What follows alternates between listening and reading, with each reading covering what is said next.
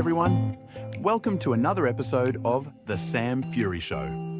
The other day, I finished reading The Comfort Crisis by Michael Easter and, with the help of AI, wrote a book summary on it. In this post, I'd like to expand on it with some of my own ideas and related experiences. In Chapter 6, Michael writes about Misogi.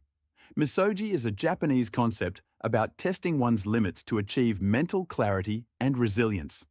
It's about doing something really hard, though not life-threatening. Interestingly, I only first heard this term a week or so ago while listening to the My First Million podcast. They were talking about Misogi competitions as niche businesses. I think good examples of this would be the Mongol Rally, or perhaps an ultra-marathon. Perhaps my military experience falls into this category, and probably some of my more adventurous travel experiences. Another concept Michael brings up is to disconnect and spend time in nature. The idea of disconnection is in the realm of technology as well as personal connection.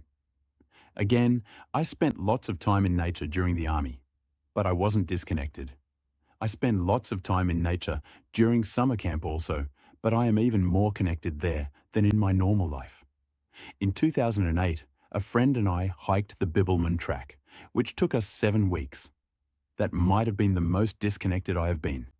If we walked separately, we might not have talked to anyone for 8 or so hours, which, looking back now, isn't that long at all.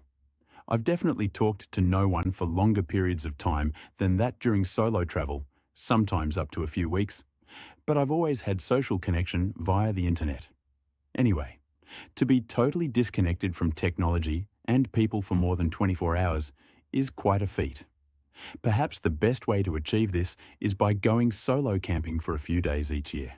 Leave your phone at home and have an EPIRB for emergencies.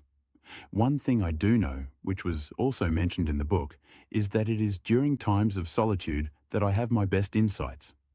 Perhaps that's why they say it is good to just go for a long walk in a park. It refreshes your mind and sparks creativity.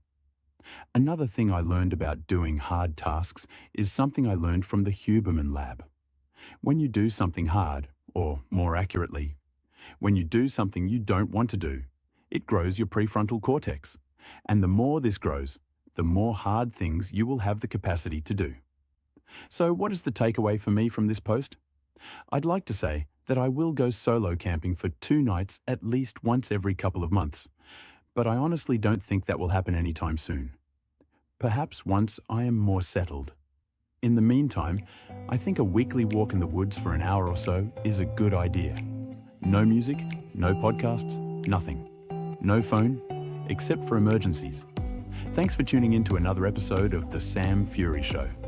If you found this episode useful, let me know with a like, follow, and share.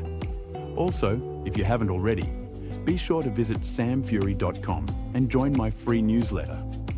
As a subscriber, you'll receive no more than 1 email a week containing a roundup of my latest posts, as well as exclusive content which is only for my mailing list. It's completely free to join at samfury.com.